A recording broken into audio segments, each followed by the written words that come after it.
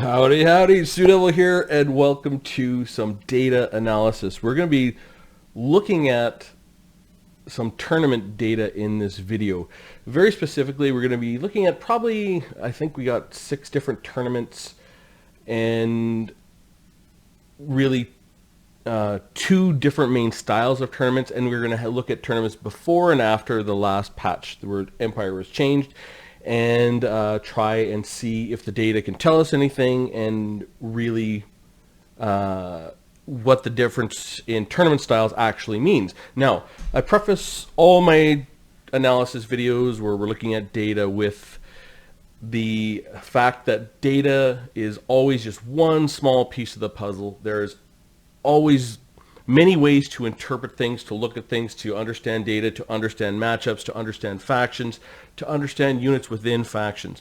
Data like this is a very small piece of the puzzle, and it can't project to be the final word of anything.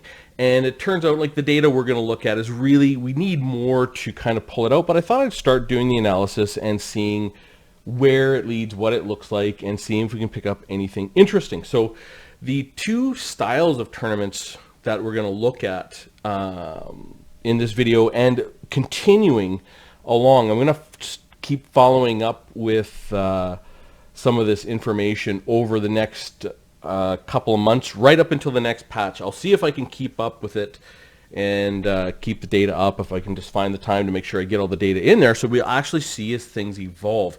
And of course, anyone who watches the channel knows I'm really most interested in the Dowie and what changes the dwarfs have seen, because we've had some big changes for the dwarfs in terms of, you know, some abilities, lords. You know, we've got Gotrek and Felix and things like that, and this whole change of having unit caps, I think, has been a very positive thing for the Dowie in general. And you know, so I would expect to see the dwarfs more in tournaments. And I know a lot of you guys who watch the channel, I see you in tournaments. You know, Jake Wu. I mean, I always say hello to you every time we're watching a live tournament. And you know, we're always looking for those dwarf games. And in the last meta, you know, there wasn't a whole lot in the tournaments that were broadcast, but in some other tournaments they were. So the first one we're going to look at is the Claw Cup. Now, the Claw Cup there's 2 styles of tournament that we're going to look at. The Claw Cup is one style, and it is, you pre-pick the factions you're going to play, and then you're matched up randomly. So you can really, the idea of picking a faction in the Claw Cup is really, you're just looking for factions that have an overall advantage against the rest of all the factions. So the Dowie, for example, is actually a decent pick in the Claw Cup, because we know from sort of our own analysis over the last long time and some looking at the matchups that, you know, the Dowie have about, in their 14 matchups, they have 8 good matchups and 6 bad matchups. Now good and bad is relative terms, but the Dowie have more good matchups than bad matchups. And the reason the dwarfs don't get picked in the pick and ban formats unless they're counterpicked normally is because they have a number of bad matchups that you can't ban out your bad matchups in that format, whereas they tend to be a little bit better of a counterpick because they're absolutely dominant against Wood Elves, Vampire, Coast, and the Empire. And that was in the last patch. Now it's changed a little bit. Good matchups, bad matchups, and you know, some matchups have changed quite a bit. So we'll watch that over this next meta, and data is going to give us some of this analysis. So I'm going to start going over this data. I'm going to go over the Claw Cup first, then I'm going to go over the ECL, that's turns tournaments, which is pick and ban format, and go over how I'm going to look at that data over time, and I'm going to keep up with it and try to analyze it. And I might actually expand what I'm recording for data points as well, if I'm able to. So we'll go over the Claw Cup. So we have 5 Claw Cups here, and I just wrote the date the tournament was played: July 19th, 26th, August, and which Claw Cup it was, how many players there were, how many picks were made, and how many games were played. So you can have, like, the Claw Cup, sometimes people drop out. I mean, it's just the way it sometimes ends up. So you'll have people have to enter the tournament, and they will pick their 3 factions. They don't have an unlimited pick, so there is sort of a mutually exclusive element to their pick, so it's not completely based on where they think the strength is. And it does have some consequences, but I'm not really going to go over that in the data analysis. I think it is worth noting. The very first Claw Cup in a meta looks like it has no restrictions, and then they try and restrict it so they get as even a number of picks as they can. So this is the data. We have, in the Claw Cup number 1, we had 19 players, 57 picks, and 51 games.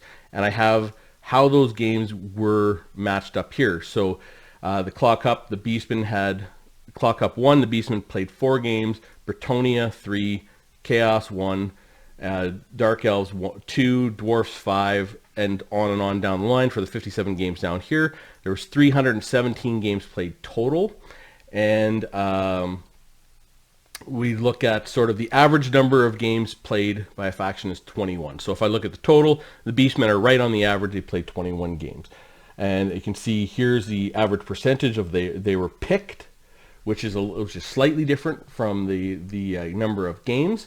And you can see I just put a column here showing the differential. So Beastmen are almost dead on average, where Bretonnia was picked minus 3.5%. So very, very low pick rate for Bretonnia in the last meta. Only 10 picks. And, what does that suggest? That suggests to me that Bretonnia has more bad matchups than good matchups in general, or some other reason. And it might be because Bretonnia is a very high skill cap faction, which is quite hard to play. But rewarding. this is what I've heard. I don't know a whole lot about Bretonnia as a faction, but a lot of people say it is a very high skill cap faction, and I believe it.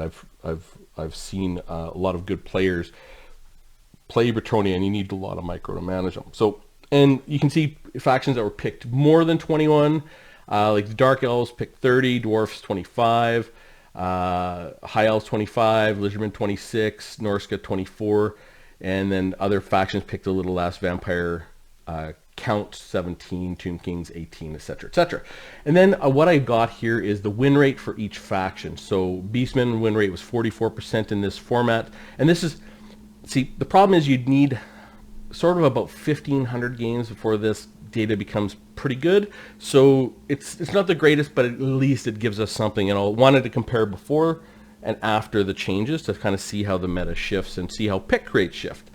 So the Chaos Warriors, the Warriors of Chaos, 59% win rate, Dark Elves 48%, the Dwarfs, the highest win rate of everyone, 66%. And we'll go and look in the numbers a little deeper and see why that is. But an absolute domination in terms of win rate with the Dao at 66%. And really the lowest win rate was the Vampire Coast at 26% on 23 games. And so we'll go through that. So that's sort of the first bit of data to look at where I got my data and how I put it down so I can start understanding a little bit about that. Now we'll go and look at the individual games. So the Claw Cup I've looked at a little bit differently than the other tournaments. So what I did here is I wanted to look at the result of the very specific matchup. So you can go see anything you want. Like if you have your favorite faction you want to look at, you can see their win and loss versus any other faction in this for the Claw Cup specifically. And what I did was every line across is the wins for the factions. The Beastmen have 15 wins, you can see here, and you can see who they have those wins against. They have 1 versus Bretonnia, 2 versus Chaos Warriors, 0 versus the Dark Elves, 1 versus the Dwarfs, etc., etc. And you can see the Beastmen's losses in the down column.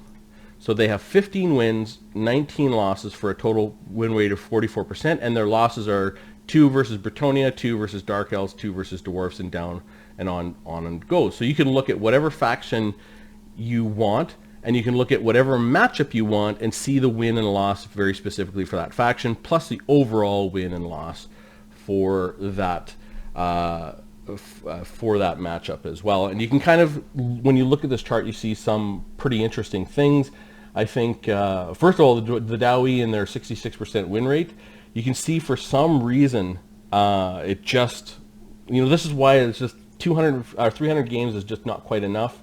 Our 272 games, I actually took out all the draws So that there's no draws in here. They're all NA. So 272 games is really not enough to get a full picture. I think you sort of need around that 1,500 game mark to start getting a pretty good idea of how everything's flushing out. But it's not bad. It has some interesting things. And you look at the dwarf matchup and why they won 66% of their games. For some reason, they paid the Dowie were matched up 11 times against the Vampire Coast, where they have an absolute dominant matchup. So they won 10 out of 11, and the Vampire Coast versus the Dowie only won 1 out of 11.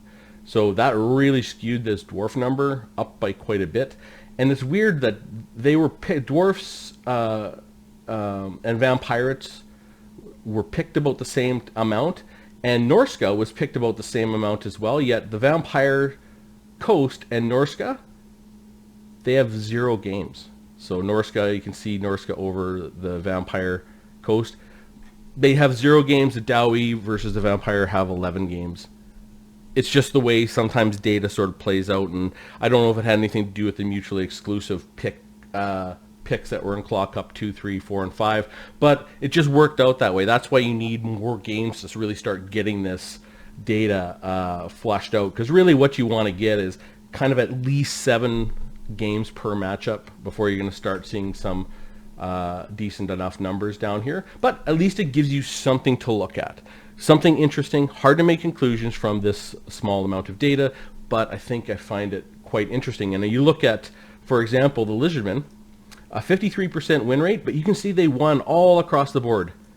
They had wins in every single matchup with the exception of the Wood Elf matchup, where the Wood Elves beat the Lizardmen twice. The Lizardmen didn't beat the Wood Elves. So you can see the Lizardmen are either pretty strong across the board or pretty balanced. I would say at a 53% win rate, they're probably a smidge on the strong side, but very, very evenly balanced is what I'm looking at here. Now this could be incorrect because there's only 24 wins and Lizardmen 21 losses, so there's only I guess 45 games played here where we've got some data. But you know, when you just look at the chart, it sure looks like they're relatively balanced across the board, and you do see some matchups stick out.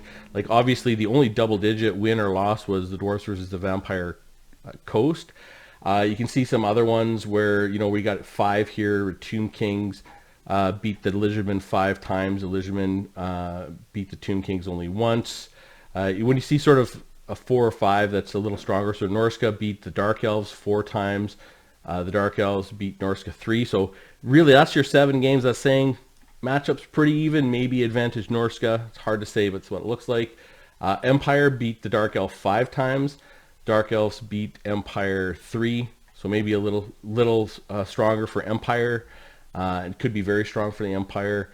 You know, when you sort of look at this, the Skaven beat the Dowie 5 times. The Dowie beat the Skaven 0 times. So pretty dominant matchup there for the Skaven. And we know that the last meta, the Skaven were very, very good against the Dowie, which is to say we'll see how this meta goes. It'll be quite interesting because the Skaven got nerfed and the Dowie got buffed. So it'll be interesting to see how this meta sort of plays out. But anyways, you can go and look at any bit of data you want, find any matchup you want in this chart right here, and you know, you can just have a look at it. It really is, I think it's more for interest's sake for me because there's not quite enough to get there. Now, I am keeping track of the Claw Cup post meta. I've got the first 2 in here with the Claw Cup 6 and the Claw Cup 7. Oh, I never put the date here. I'll have to go fix that. 14 players, 12 players, a total of 78 picks, and we've got 68 games, and the win rates and loss rates are really not quite there yet. But Bretonnia hasn't been picked yet in two tournaments. The Lizardmen and Empire, to be fair, are going to have a high pick rate because they were the ones who just got changed in this. We'll see how this sort of flows out over time. And I don't have the win rate yet. I have the matchups here that I've taken so far. So if you want to go look at them, there's not a whole lot of data. There's only 57 games. There was actually 11 draws, 9 mirror matches in the first tournament and 2 in the second. So we have 57 good games. I've put the data here. None from Bretonnia, and this is sort of how it's played out so far. And I will keep track of this, and I'm maybe I'll make more videos tracking this over time, or I will try and keep a forum post updated, so anybody who wants to see how this data is flowing over time can just go look at it, and I'll make it fairly simple to do so. So this is the Claw Cup, which I think is a very interesting tournament format because it extracts the pick ban element out of it and really looks at the whole of a faction, because you have a faction that has some pretty extreme matchups like the Dao, but you can pick them because the Dwarfs have more good matchups than bad matchups, and so they're going to have in general a natural advantage and win rate, I think, advantage in this style of format, and that should show again and again and again in terms of the Dwarf win rate over time in the Claw Cup.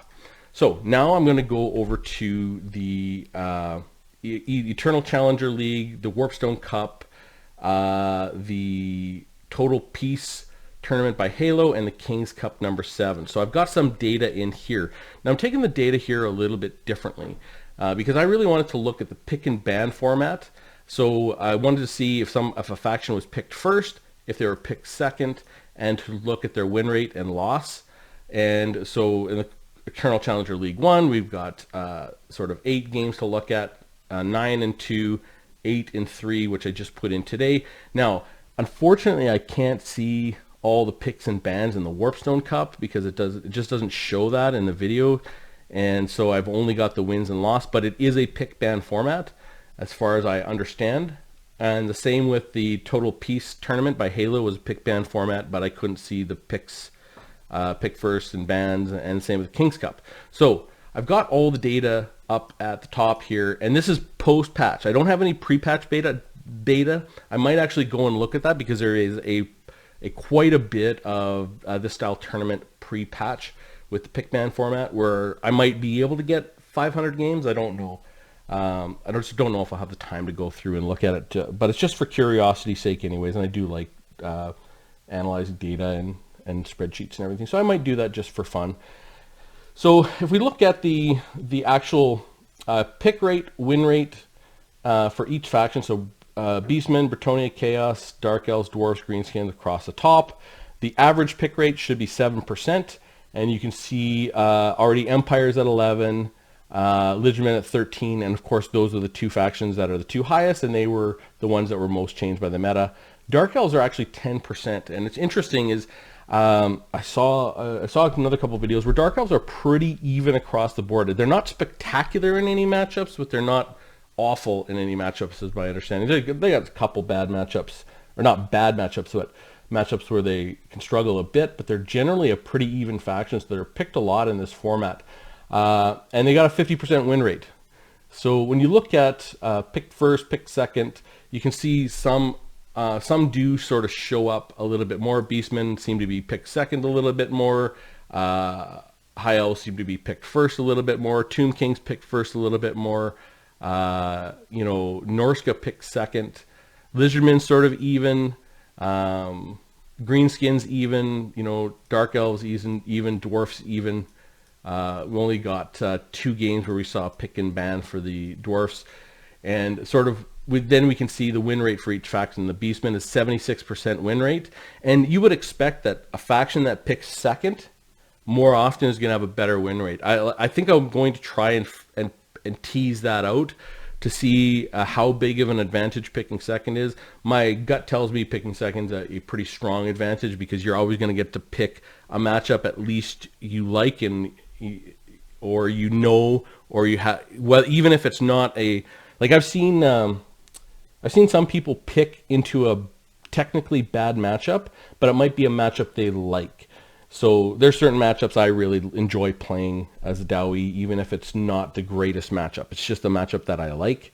And it's like the Beastmen. I actually kind of like playing against the Beastmen, even though it's a dominant matchup. I have enjoyed that matchup for the last little while, where I might pick into that because I feel comfortable in that matchup. there are some people who do that too, depending on where the matchup is. So this is all post patch. We have 168 games, so we're sort of 10% of the way there. Once we get to sort of 1,500 games, sort of approaching over somewhere around there, I'm going to say once we start really getting over 700, then these data should start leveling out a little bit, and then sort of as we get to 1,500, and hopefully we can get 1,500 games in here this meta, and we can get a pretty good data set, or at least something that's interesting. Again, not going to be perfect. I always preface this saying that data is only one small piece of the puzzle, but it is a piece of the puzzle, and how we interpret that data is to each his own, and to a certain extent, in terms of when you look at data, because, when it comes to interpreting data, it is very subjective, and when I look at data, I see what I want to see, regardless of what the data is actually showing. It's very hard to unravel your bias from what you're seeing. So, I really struggle with that. I have a very hard time unraveling my bias from what I'm seeing. So the way I try to protect myself from that is I try to make predictions before I take the data, and then understand the data in the context of my predictions. And that sort of helps me understand that a little bit better. Anyways, this is the data set that we've got so far. The Warpstone Cups. We do have the Warpstone Cup final this weekend, so I will get to add that into here. The Total Peace Tournament obviously was done. We have 12 games I saw on stream there, and the King's Cup 7. I'll kind of pay attention, and we'll add games in here as we go. And if you see a tournament that isn't on here, that could be on here, definitely message me down in the comments. I can't guarantee I'm going to get to it, because I only have a limited amount of time, and I do this kind of stuff to relax, so sometimes I get to it, sometimes I don't. It's just a hobby, so it's just a fun hobby and something I enjoy doing. So but I would definitely appreciate if you have a tournament that's not in here, that's a good pick ban format, or a tournament that is like the Claw Cup, which is a blind pick. Now, I looked at I would love to be able to put in a tournament like Sotek's tabletop tournament, but it's a very small data set. I actually really like that format where you just pick one build and it's versus all others, and I like that. I might actually go and do that just for fun, but it's a pretty small data set in terms of how much there is. So anyways, I'd like to hear from you down in the comments as well on anything. What do you think of this data? What do you think is going to be most useful? Do you have any predictions for this meta? Really, Lizardman and Empire are being picked a lot right now. I'm sure we're going to see a hot fix pretty soon. That's going to, you always see about a month or so after a patch releases, they do a hot fix, and sometimes they release a new unit or something like that. And there's always one or two units that are very, very strong, and sometimes there's some abilities, like when Crone Hellebron was released, she had some really, I think she had a sword that was bugged, and same with Aranessa's Salt Spite. Her spinning kick was bugged, and right now I think Marcus Wolfheart, a lot of people are saying that Marcus Wolfheart is very, very strong.